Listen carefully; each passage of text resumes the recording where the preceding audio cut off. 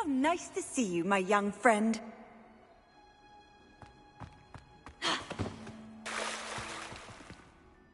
I'm happy to tell you that I returned the crest to Marmaduke's sarcophagus, just as you asked. I thought as much.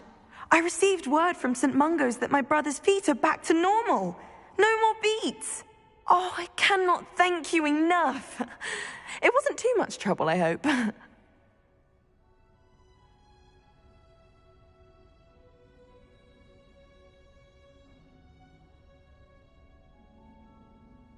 Just a measly old troll, nothing significant. A troll? Oh dear, I'm so sorry, that's awful. No one has been in that tomb for centuries. But I can't say I'm surprised. Marmaduke seems to have been full of surprises. Indeed he was. Well, I suppose I should be going. I'm anxious to see my brother, who must be elated to have his feet back. Of course, I certainly would be. William and I are forever in your debt. Thank you again for what you did.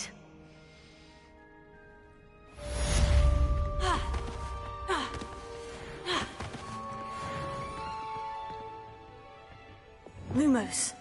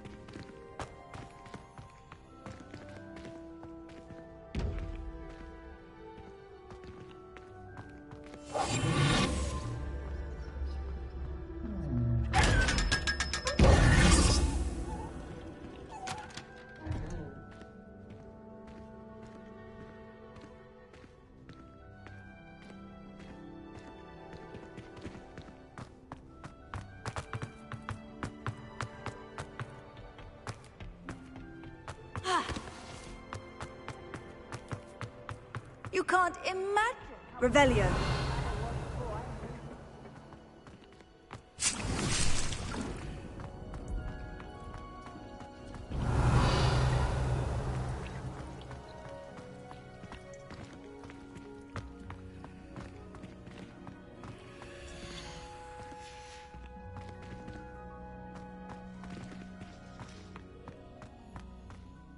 Professor Garlic, a moment of your time? The plants are resting, so now's as good a time as any.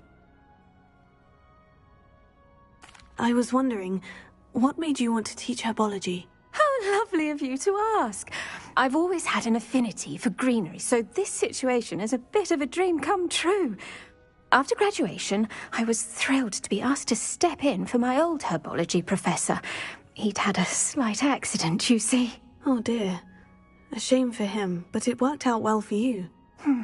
Well, he never cared, really cared for the plants, and they could sense it. Oh, you'd be surprised how perceptive a plant can be. At any rate, the trouble began one day when he cut into a Wigan tree. Unfortunately for him, its leaves were hiding a bowtruckle. You may recall the marvellous creatures that resemble a twig. The little beast gouged the professor's eyes quite fiercely, but terrifying, I'd imagine.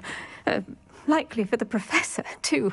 And that's when you took over as the herbology professor? Well, not quite. After 3 weeks at St. Mungo's, my predecessor regained a tiny bit of his eyesight. He insisted on returning to the greenhouse. Within a week, he claims by accident, kicked a Chinese chomping cabbage, so it was back to St. Mungo's for him.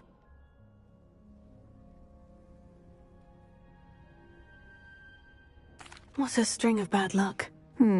Well, I felt awful for him, but I dare say I felt a bit more sympathy for the cabbage. Upon his discharge from the hospital, his indifference to plants had turned to utter disdain. He lost what little patience he had left with a particularly temperamental venomous tentacula and, well, his resulting leave of absence continues to this day.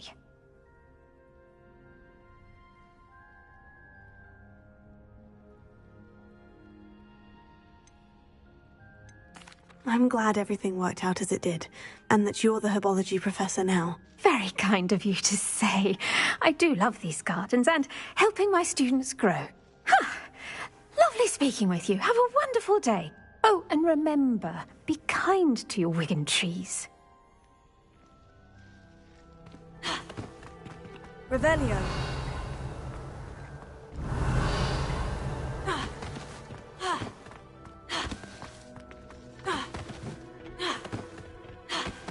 What are you up to now?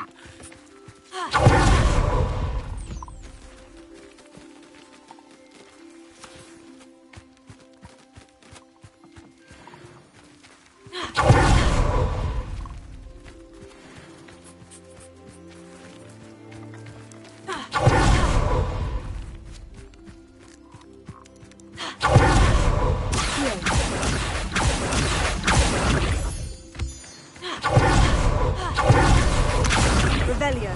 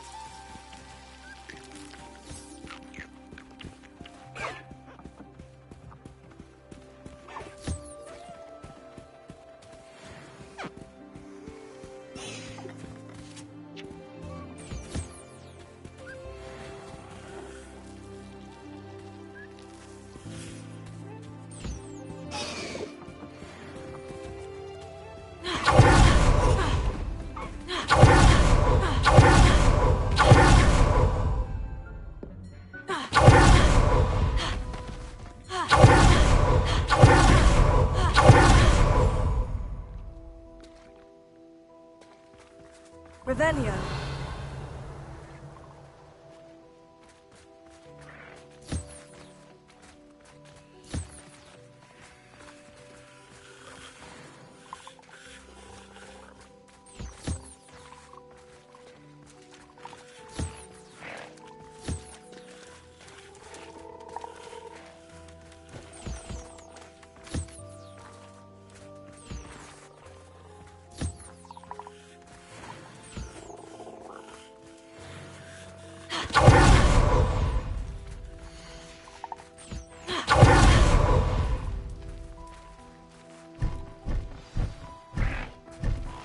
I should let Deke know about the newborn Thestral.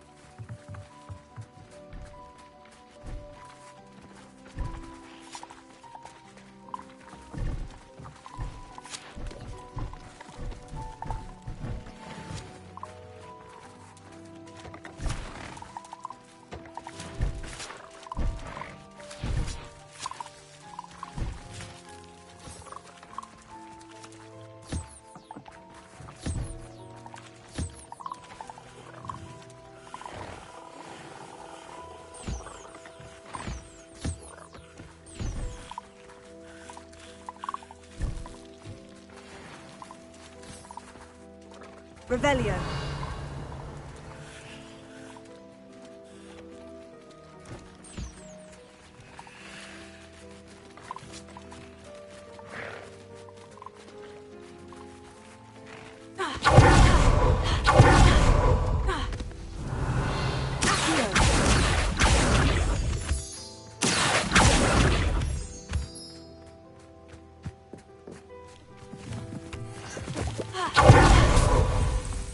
Revelio.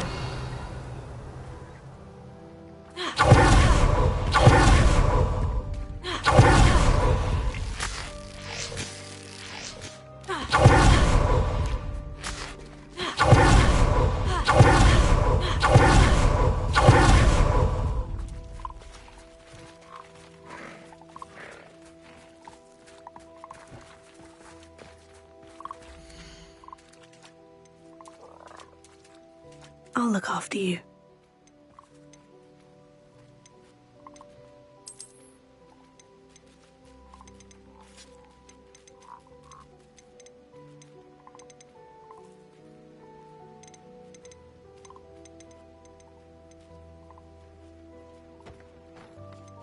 Settle yourself. I mean you no harm.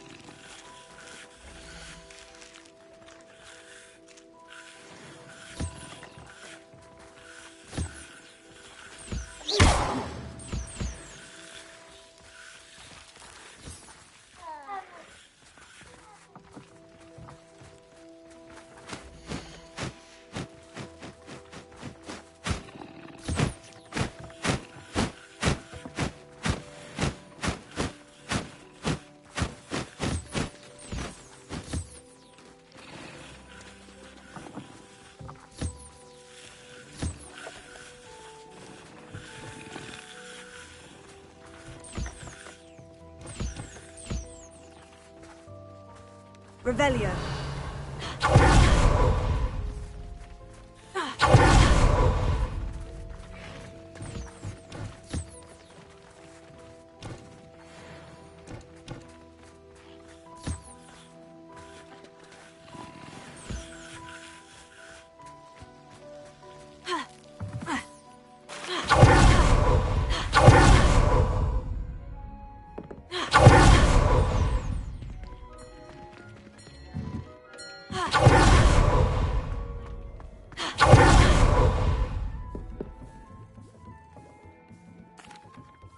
Hello, Deke. You'll be pleased to know that a little Thestral was born. How wonderful to have more Thestrals in our world.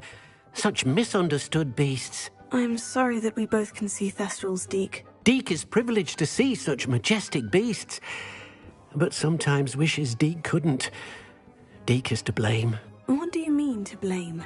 Years ago, Deke's master ordered Deke to help him capture a phoenix, the rarest of all beasts, that master had spotted high on a cliff. The phoenix was the most beautiful beast Deke had ever seen. Deke begged master to leave her be. When Deke hesitated to climb up the cliff as ordered, Deke had to punish himself. As Deke punished himself, master grew angrier and angrier, and in his frustration cast at the regal bird. Deke suspects the phoenix was protecting eggs when it swooped down in fear and fury. Before Deke could reach him, master fell from the cliff. Deke stayed on that cliffside for days, punishing himself, before Tobbs found him.